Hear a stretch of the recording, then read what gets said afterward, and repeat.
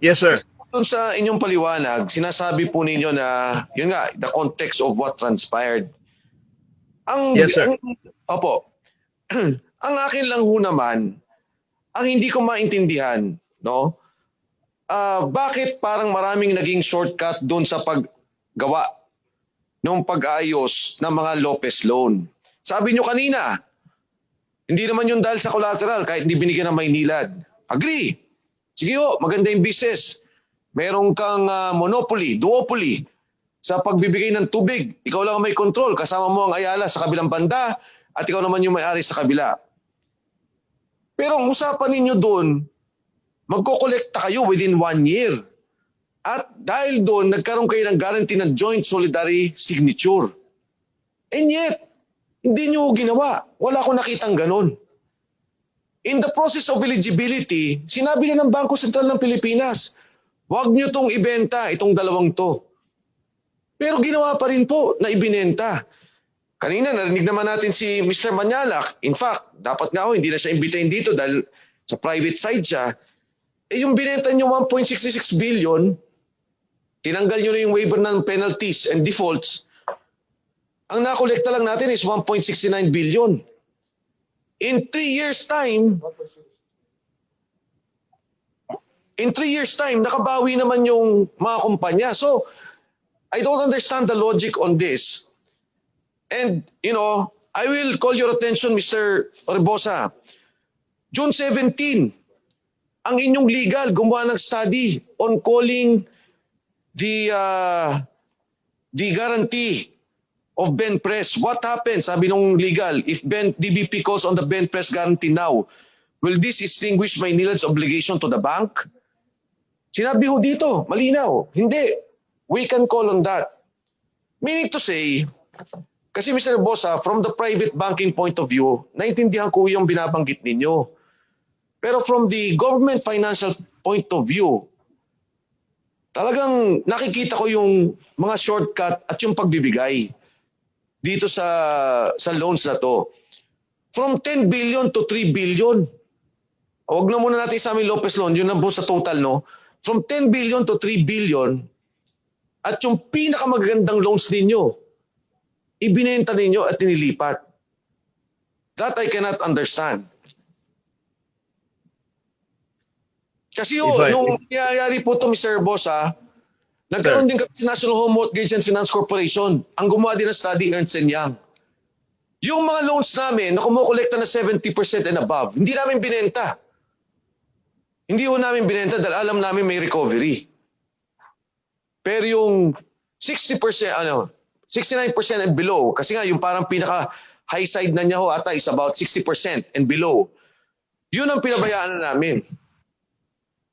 Based on the study of the Ernst & Young. But seemingly, in this particular case, and I'm looking at all the studies conducted, nagsalitan ang inyong legal, yung credit committee, TWG and Ernst & Young, sabi huwag niyong pakialaman yung those that have contracts with the government corporations, huwag natin ipasok dyan. And yet, ginalaw. Hanggang ngayon, Mr. Bosa, walang mapakita na letters on foreclosure or call on guarantee. Wala akong makitang dokumentong ganyan. So, I agree with you that it was to liquefy or to give support to the banking sector. But seemingly, in this particular case, something is wrong with the loans sold by DBP to the SPV. Mr. Bosa. Mr. Chairman. Sir, thank you. Thank you. You're not... Sa COMSEC natin, kung may breakdown tayo ng 9.556 billion na NPLs na binenta nila, meron ba tayong breakdown? O Lopez lang alam natin? Hindi, meron. Mr. Chairman, from the submission of the DBP, we have only the list of the companies included in the 9.556 billion. Mr. Chairman, while we're checking for the documents, I think Mr. Bosa will reply. Yes, Mr. Bosa, you're recognized. Sir, I just want to say, you're not going to see any notice of foreclosure on the Lopez loans, for that matter, the NPLs that were sent to the SPV, because there's no condemnation of the loan. It was a true sale. And also, may I again repeat the clarification by the BSP that when you sell to the market at the time without benefit of the certificate of eligibility, that's legal. The certificate of eligibility under the SPAB laws gives you tax exemption. Now, BSP is very, very strict to make sure there are no freeloaders. Kaya Mr. nga Chairman, po, point of order. ginawa Mr. ko Chairman, nila, point of order. if I may finish, Point of order. Yes, Mr. Bosa, I don't think you are to judge what is because the law is very clear. There has to have eligibility. What you are citing is the implementing rules of regulations that they made as part of the SPV Act.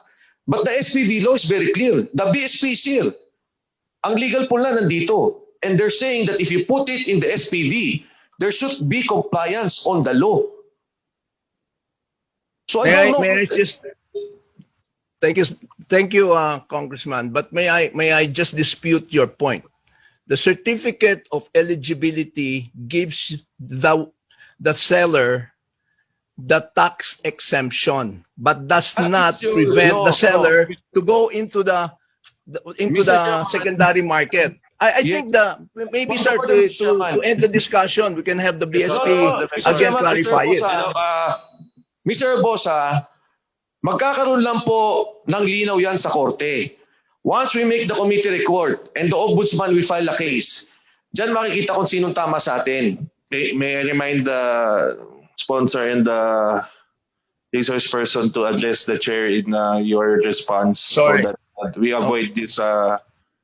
Yes, sir. You know, Mr. Thank you, Chairman, Mr. Chair. I apologize. Mr. Chairman. I also apologize. Si Mr. Barbosa kasi, pinababayaan ko yung mga salita niya because he was not part of the process before. Pero kung magsasalita siya dito on a statement of law, palagay ko mali. Kahit nga yung BSP sinabi niya I cannot judge whether it's legal or not. Let the courts decide. Pero ngayon, he will insist on a point and dispute the law. Kaya nga sinasabi ko, huwag tayo magdebate dyan. I will allow you. Pero if you will stand by yung statement mo on the law, o sige, pag-usapan natin yan pag nag-file kami ng case. But I tell you 100% mananalo yung posisyon namin. It is not a question of eligibility.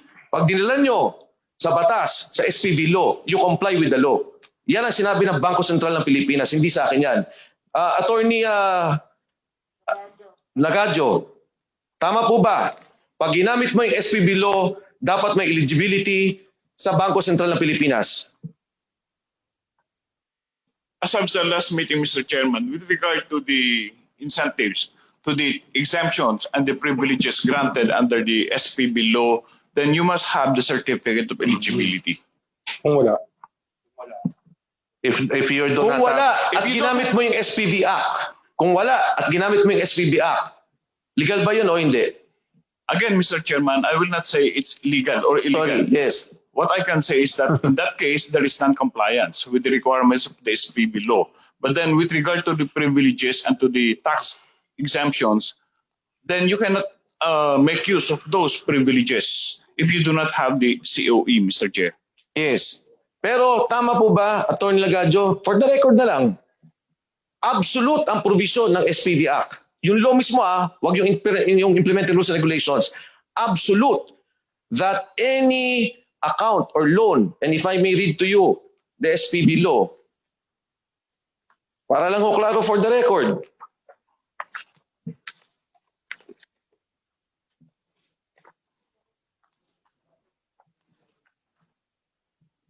Section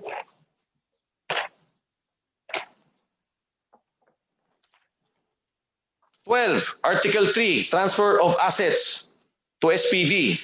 Letter B, the transfer of SPAs, NPAs from a financial institution to an SPV shall be subject to prior certification of eligibility as NPA by the appropriate regulatory authority. Ibig sabihin, sinabi ninyo na non-performing asset siya, non-performing loan siya.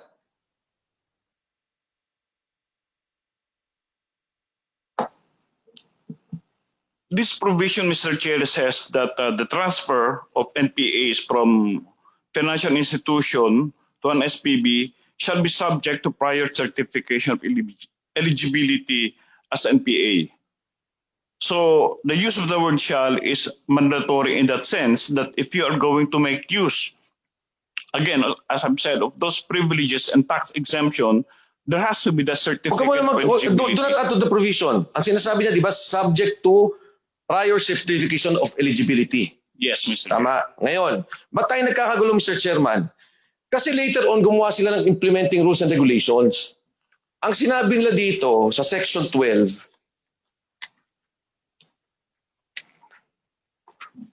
yung binabanggit nila na, eto yung muna Section 12, Notice and Manner of Transfer of Assets. Ang sabi niya dito, that all an FI that intends to transfer its NPA to NSB shall file an application for eligibility of said NPAs. Sinabi niya rin dito sa Implementing Rules and Regulations, pero kinwalify niya sa kanyang definition dito. Sabi niya, a certificate of eligibility refers to the certificate issued by the appropriate regulatory authority as to the eligibility of the NPL or OPOA for purposes of availing of tax exemptions. Sa definition of terms tayo nagkagulo. Pero yung batas, malinaw. Absolute. Kailangan nagkaroon kayo ng eligibility. Ito nakakatakot, Mr. Chairman, kasi nagkaroon na naman tayo ng feast. Yan ang una nating bantayan. Ang pangalawa nating bantayan, which did not happen here, in fairness, marami sa mga may utang, bumubo ng sarili ng SPAV. Tapos ibibenta doon, bibili nila ng mas mura. In fairness, wala naman ako nakita dito na nangyaring ganyan. But is this not correct? Bangko Sentral ng Pilipinas, marami kayong nakikita mga ganitong at least movement in the industry. Yung utang niya 1 billion, binili ng SPAV ng 500 million, siya rin palang nasa likod ng SPAV. So nagkaroon siya ng diskwento sa kanyang utang. So Mr. Chairman, again, I apologize for that. Pero wag muna tayong magsabi dito ng illegal dahil kung ako tatanungin, illegal yung nangyari. And simple lang naman yung aking sinabi. Magtanong kayo sa Pag-ibig. Magtanong kayo sa National Mortgage Finance Corporation, GSIS, SSS. Hindi sila makabenta na mas mura not unless meron silang SPV. Dahil may book value, magkakaroon tayo ng graft and corruption. Parang yan, Mr. Chairman, sa lupa ng gobyerno. Di ba magbibenta ka ng lupa ng gobyerno, 1,000? Ang sinabi nung ginawang market study, hindi mo pwede ibenta ng 900. At kung meron ka pa ngang, sa record pa nga natin sa gobyerno, whichever is higher, the book value of the land, kung 1 billion na yung lupa, or the fair market value, whichever is higher. Grabe yung ating ginogovern dito, kaya hindi pwedeng lumusot to. For the private banks, however, pwede. Diba, wala naman tayong pakialam sa kanila eh. A bank now will sell it, yun yung sinasabi yung transfer of credit, assignment of credit. O yung utang mo sa akin, ibibigay ko sa kabila. Pwede yun, pero tayo hindi. Thank you, Mr. Chairman.